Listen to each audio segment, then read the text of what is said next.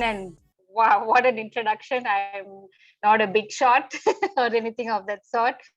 I think we all pitch in and do the best that we can to make a difference in whatever sphere that God has put us in, right? So that is what I am about. So I do my best with whatever talent and ability that I have to make a difference, and I'm sure you all agree with me that whatever it is that you're doing, whether you're an engineer, an IT professional, you have something to say to the world, something to add to making the world a better place. And that's what this is all about. So thank you so much for having me here. And I really hope that after I speak, it's not like the last of the Lighthouse programs. I just I just hope it goes on and on and on so that you young people can make a world of difference wherever you are.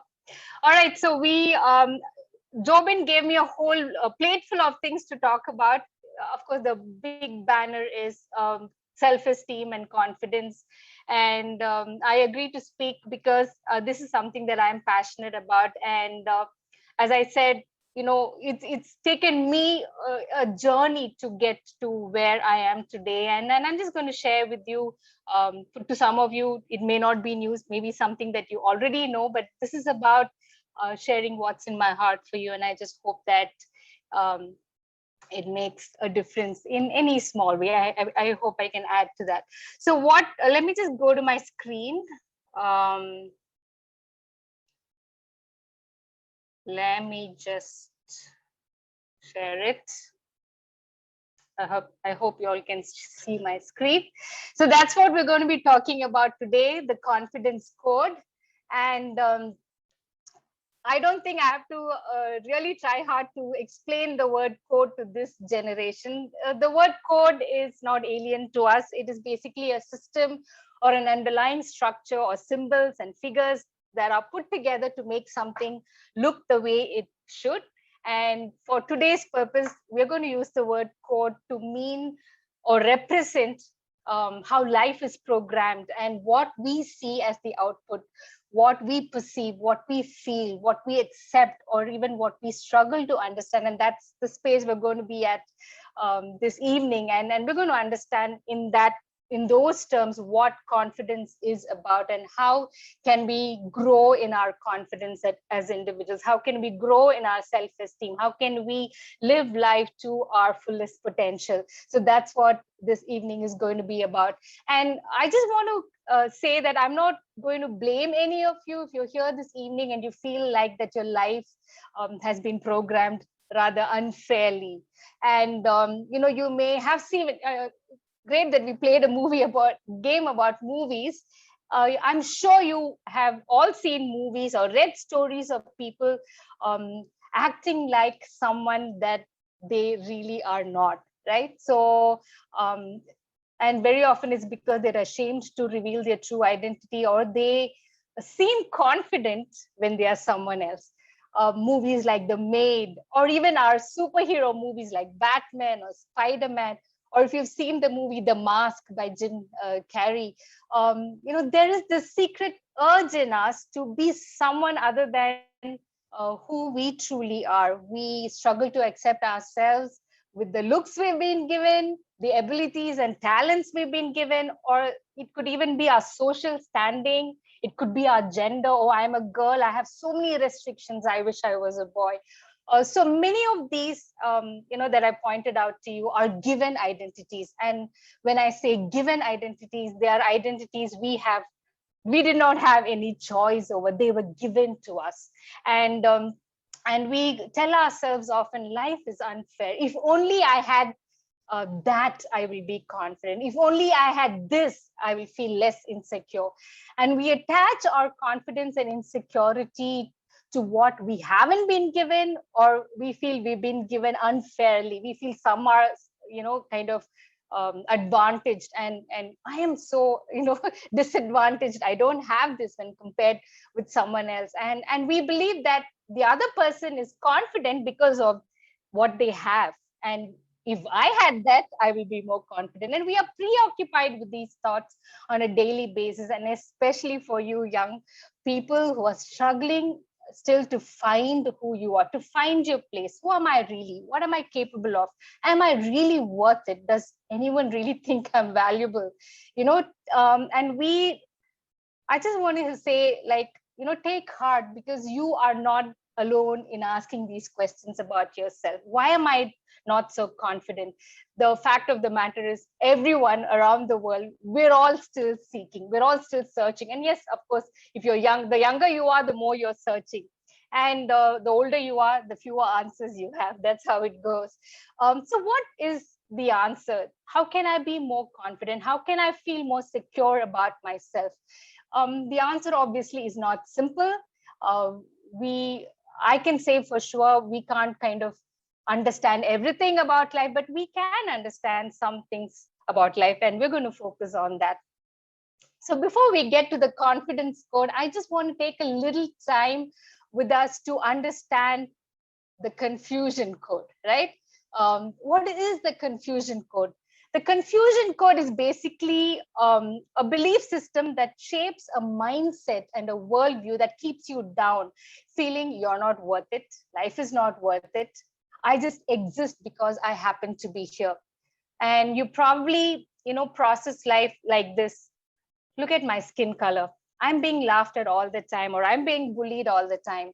Look at my status in society because I'm a girl, or because I'm from a poor background, because I'm from a low caste, because I cannot speak English well. I have no talent. And I've met a lot of young people who say that I have no talent. And I think that's impossible in the first place. I think we tend to feel like that because we kind of highlight talents like acting, dancing, singing, or, playing a sport as the only talents that there are. But the human talent pool is way bigger than that. And so I believe that everyone has a talent. Or you might say, if I was tall and muscular, or for girls, if I was slimmer, if I had straighter hair, or my nose, or so the list is endless. I wish I was that, so that I can be more confident. Your life is very often consumed by the ifs and buts, and a mind that is set on what makes you feel low and dejected. Life at those times definitely feels meaningless and exciting and depressing. But again, I'm not judging you. I see where you're coming from, and we have all been there. And to be frank, we all go there, including me, from time to time, to a place where we feel useless, where we feel insecure. And we end up handling it in two ways. We either reject our given identity and try to pretend to be someone else, which actually kind of makes us tired at the end of the day, feeling us even more, making us feel even more insecure. And or we just creep into a shell and we put our real selves to sleep, so you don't have to face life the way it is. And this often leads us to depression and isolation and loneliness.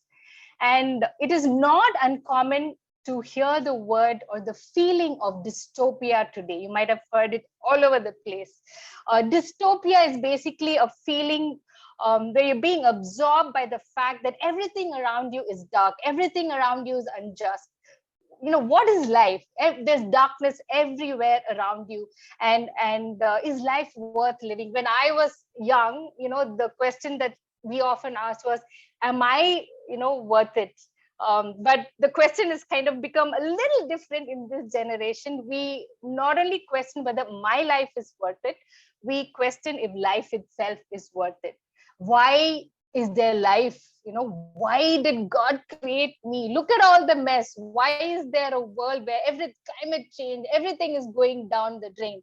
And yes, when you kind of preoccupy yourself with such thoughts, we sort of interpret life, for instance, in the way we see some of the Netflix series that we have today, 13 reasons why you shouldn't be living, or 50 shades of hating myself, that we saw in our poster for today's event.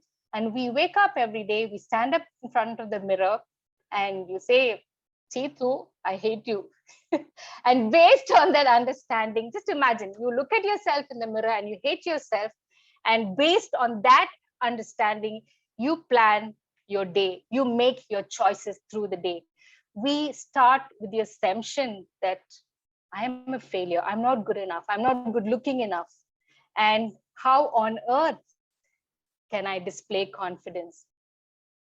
And, being at such a time as this in the last couple of years, since 2020, when COVID hit us, life has been even more difficult because we're all the time at home. So probably you had to look at the mirror even more and hate yourself even more, or you were so bored with yourself. One thing you could really do is eat, and then the weighing scale kept reminding you, oh my god, you're overweight, what on earth are you doing? Or because we couldn't step out, we consumed a lot of social media like YouTube, Instagram, post, TikTok, and then you again see everywhere, everybody's complaining, life is dark, and I don't have what it takes to feel secure, to be confident. Right? So we're going to kind of look at a fascinating aspect of our life today. The brain, let me tell you, is fascinating. And there are several reasons why we choose to go with the confusion code, right? Basically, that is a way of life based on a certain type of mindset we settle for. And here there's good news and there's bad news. The good news is that our brain has the capacity to change. The way our brain is made, psychologists have done a lot of research and have come to the conclusion that our brain is elastic. It can stretch, it can change, it need not be the same for all times. That is the good news. The bad news is that the brain is the seat of all our choices and decisions, right? That's why we even call what we believe, what we think as a mindset, right? And so physiologically, we've been created for change. That is an amazing aspect. That's the good news. But the bad news is that our brain takes instruction from us, from our influences that we have around us. We breathe in and breathe out what we see, what we hear, what we feel, and what we are told. Our mindset becomes that. What we have absorbed from our experiences, our culture, and what we've been exposed to, our exposure. We breathe in those ideals, like air, like our lungs takes in air. We just breathe in those ideals, and sometimes we don't even realize it, right? So what I'm going to do today is I'm going to highlight just one big reason why we feel. There are several reasons to why we feel insecure, and we have low self-esteem and we don't feel confident, but I'm just going to highlight one reason, because for lack of time, maybe at some other point we can explore the other reasons. One reason to why I feel the way I feel. So the way you make me feel media, the way you make me feel media. I don't know if you have ever gone to your phone with a purpose, single-mindedness, to go and check something very important. But then the moment you open your WhatsApp, you end up looking at 10 other messages you didn't intend to look at. And then you finally forget, oh gosh, why did I come here? The confusion code. And or you go to your Instagram page and you look at the post you made last, and you see how many likes you have there, and you say, Macha, what? Nobody likes my post. No one, bro. What's going wrong? I mean, how come you have so many likes and I don't have likes? And there's a sudden feeling of feeling insecure about Joyce raised hand. I don't know if that's something to do with me, but then I'll come back to you. Let me just finish my talk and I'll come back to you.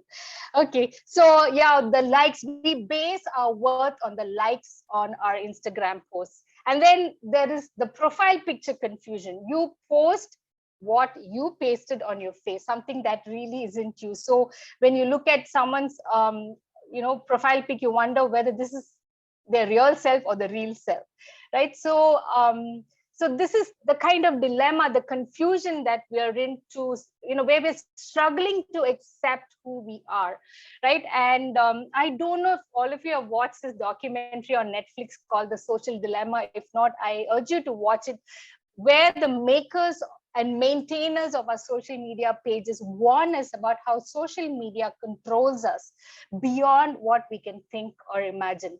And most of them who speak in the documentary say that, I keep my family, my children away from social media because I know the damage that it can cause to someone's mental health, right? And they literally have a folder for everyone, a file, they programmed you. They know what you like, and they know what gives you that adrenaline rush when you kind of log into your social media page. Yes, it can be addictive. By the way, I'm not here to say that all of media and social media is bad, but even legitimate things can become addictive. And the social network gatekeepers know exactly what you watch and what you like. And over time, they manipulate you and confuse you to like what they want you to like, but make it look like that is what you like. This is confusing. That's the confusion code. They make you like actually what they want you to like, but they make it look like actually you're scrolling it. So you are actually, looking at that post and liking it. They manipulatively set the standard for what you should look like, what you should eat, how much you should weigh, what you should buy.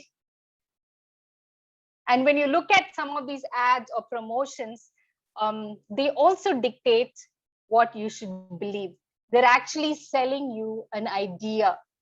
It's never just entertainment. So when you watch some of these ads or posts, remember that they're spending a lot of money and time and using a lot of persuasion techniques to make you want what they think you want. Right? And ads these days on social media, for instance, are very realistic. Actors talking, in the context of their families, looks very real. But in the background, if you're smart, you will know that they're trying to sell you something. And you may be the one swiping your phone, and it makes you feel like you're in control, but your brain is being swiped like your credit card. You're losing your uniqueness to buy very often a whole bunch of lies about who you should be and what you should think about yourself. They only allow you, the network gatekeepers, they only allow on your screen what they want you to see. And that's why I think media literacy is so crucial for us in our time and day. And of course, I'm not saying you should shut yourself completely from social media. We can't obviously do that, but we can certainly use it wisely, right? But here's the thing I want us to note every time we log into our social media page. There is bad news overload. There is overload of depressing information from around the world. When we were kids, we just heard about what's happening in India, and very often the news came just once a day in one channel, which had every other program. But today, news is like ATM, right? Or anytime news. And the fact of the matter is, anytime bad news, right? Climate change, the Taliban, there's suicide, there's rape, there's sexual harassment, there's corruption. And the fact of the matter is, though our brain is elastic, our brains are not made to handle the bad news overload. And no wonder, looking at all this, we feel depressed. And India is supposed to be one of the most depressed nations in the world, right? And mental health issues are real. And psychologists and counselors know that one of the reasons is because there is bad news overload. And secondly, there's toxic ideals overload. Media drives us to compare ourselves to false ideas. We aspire for what is unrealistic without even realizing it. And today, we just don't compare ourselves to our neighbors or classmates, but to the whole world, right?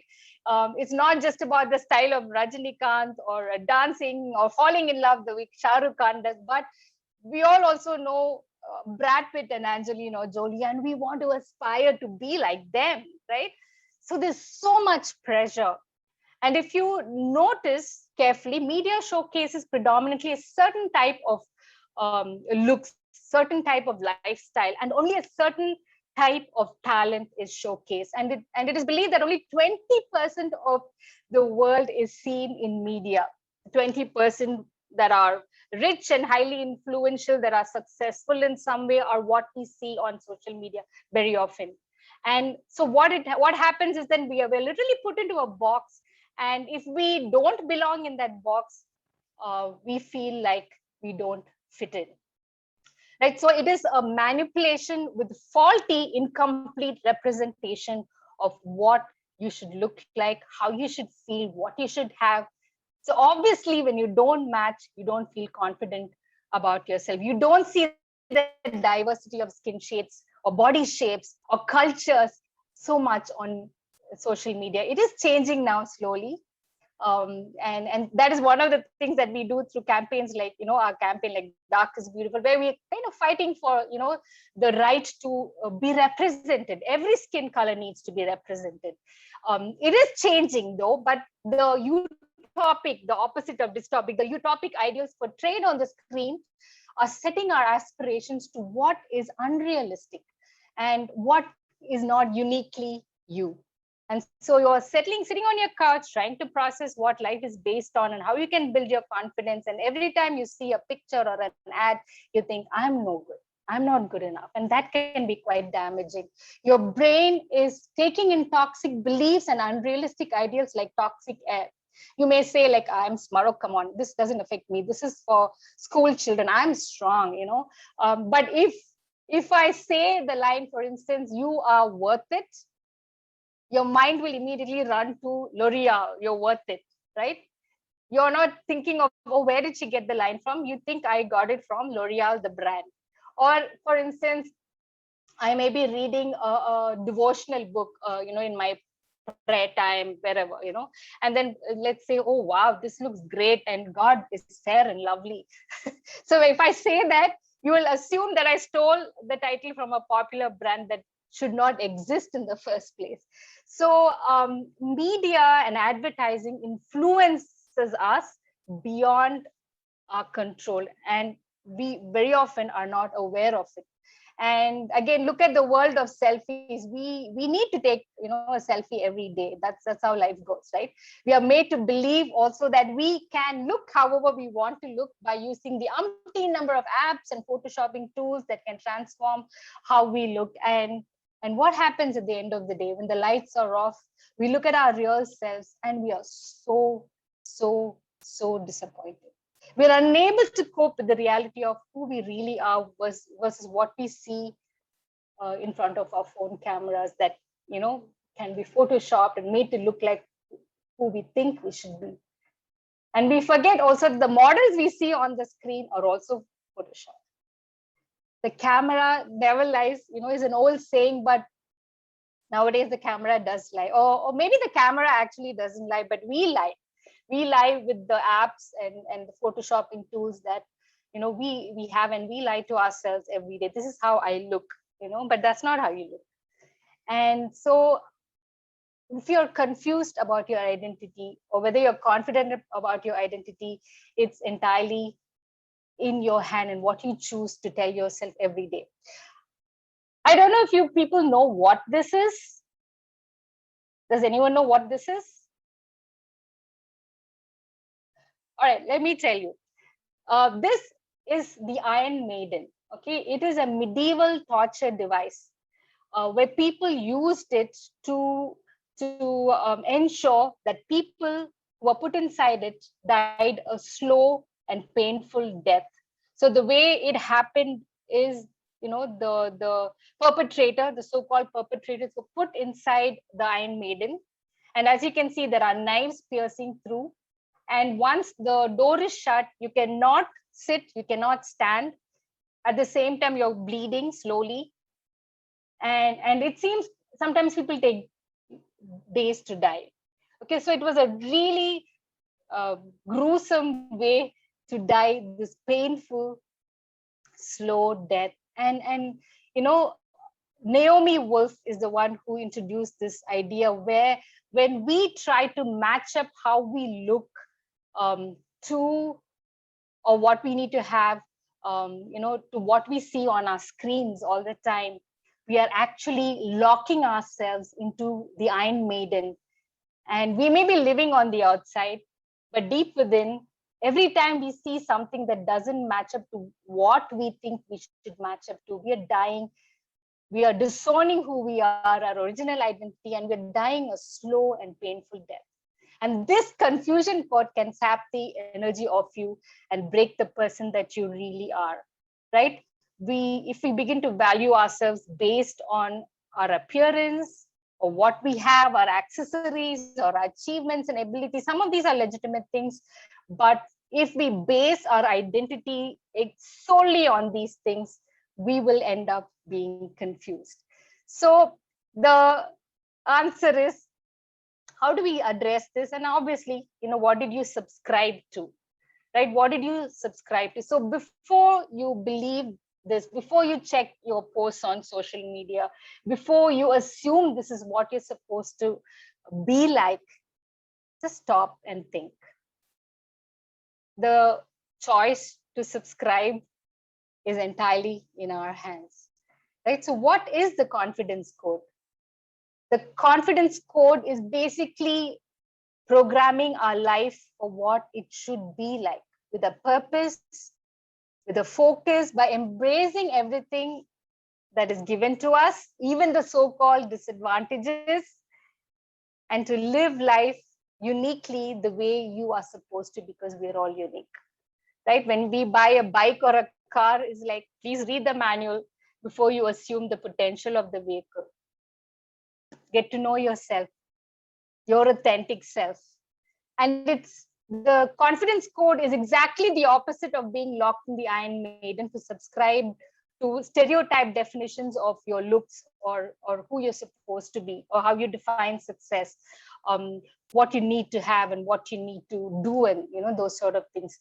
It's knowing that you are perfect just the way you are, right? And someone actually said, your life is an original piece of art. Don't live like a photocopy. And this is my edit of that. You are a masterpiece. Don't cut and paste your identity. You are a masterpiece. Don't cut and paste your identity. A few years back, there was this lot of criticism about Miss India pageant, where every woman in that picture looked the same, like they were cloned literally. And it was false representation of what Indians look like, right? We all don't look like Aishwarya Rai. We all look different, and that diversity has to be celebrated and owned. So my question to us is, what is your confidence quotient, right? We have IQ, EQ, and actually CQ is a cultural quotient, but the confidence quotient, what's a confidence quotient? So how do we work on improving our confidence quotient? Few simple ways. It's nothing new. You already know these things, but just a few reminders. Invest in your soul bank. What do I mean by that? Your soul is where your heart is, your seat of beliefs. What you think about yourself is who you are, your mindset. But set it in the right place. Set it where you are considered valuable simply for being you. And actually, the only person who can stop you from subscribing to the confidence code is just you. Only you can do that, right? And the 3 secrets, it's again, nothing new. We know that. Please know that you have intrinsic value, right? You have intrinsic value. What does it mean to have, what does it mean to have intrinsic value? You might have seen this many times, but it's one of the best illustrations about a rupee note. And I crush it, I throw it down in the dustbin, or even if I tear it, you will still want it, this 500 rupee note, because its value has already been given to it, right? Intrinsic value. Your value has been sealed because you're a human being. The moment you came into this world, you have value. You don't need additions, no other additions to have value. You don't need L'Oreal to be valuable. Your value has been sealed. And secondly, know that you are unique, right? You are who you are, and there is no one on earth like you, right? And this is Margaret Mead. She's an anthropologist. Every time you identify yourself as unique, also remember that everyone else is also unique. That way there's mutual respect. We don't put down another person for not being like you or not being like someone else or everyone else. Everyone is unique, just like everyone else, right? So you are unique. And we all know that even twins, identical twins, are different, right? No two blades of grass is the same. Snowflakes are different and all that. But even among twins, no, the identical twins, they are different personalities. They like different things. They have, they'll, do things differently. And if you remember the sheep that was cloned, right? Dolly the sheep. And to look at them, they all look so identical. But then later scientists realized that they're also different also. And scientists have concluded that if they ever clone human beings, they will never be the same. They will be different. So you are unique. You are unique and nobody can be like you. So embrace that uniqueness. Don't let that uniqueness. By the way, Diana, Daisy, Dennis, and Debbie are the different versions of Dolly, Dolly the sheep that was cloned. So you are unique and you are valuable, no matter what your body shape is, no matter what your skin color is. Embrace it. Okay, we come in different shapes and sizes. I've heard people say stuff like, I am dark, but I have other talents. And I stop them there and say, what do you mean you're dark but? There is no but there. You are dark and you are talented. Or your skin color is something that you need to own and celebrate, right? So you are unique. And finally, this is so important, there is no one step fix or a pill that you can take so that you can say I am confident now because I'm taking this pill every day, and that doesn't work like that.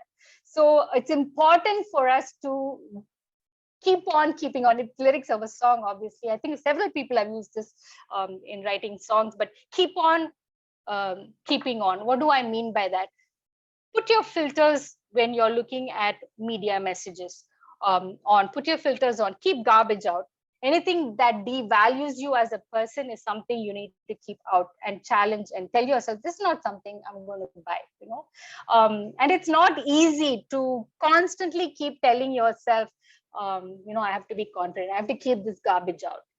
It's like entering a room, that smells bad. And after a while, you get used to the bad smell and you don't realize it's smelling bad, right? So the only way you can realize it's actually smelling bad is to step out of the room and then come back in and realize, oh my goodness, this is really smelling bad.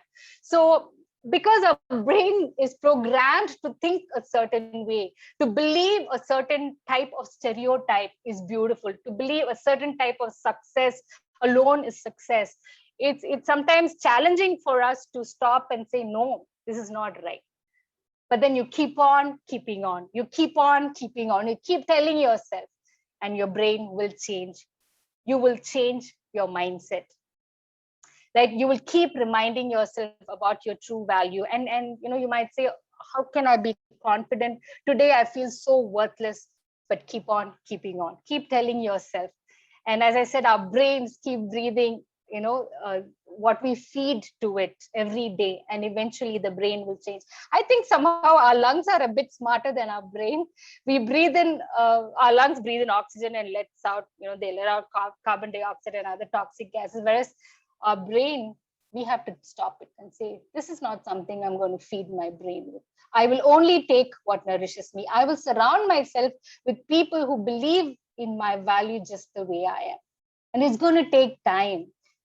Becoming a confident, secure person is going to take time. You can't fix it in one day. So be patient with yourself, right? And you might have heard of growth mindset and fixed mindset. A growth mindset person says, yes, I can change it. I will keep telling myself, I will be at it. I will not believe the same old thing. Now I'm a different person. Every day I will tell myself that, and I will change, right? And that is very, very important for us to remember that it is us and we need to keep on keeping on. And yeah, exercise is basically another way of looking at exercise. Our brain needs exercise, right? So we need to keep our brains active and groom us. So we spend a lot of time taking care of our physical bodies. Maybe some of us do, maybe some don't. But there's a lot of effort today. So many gyms around us, so many beauty parlors around us to help us look physically trim and groomed well. But our brain needs grooming as well to change our mindset. So challenge yourself. You can be a confident person as you keep working on it, right? Keep on keeping on. Thank you.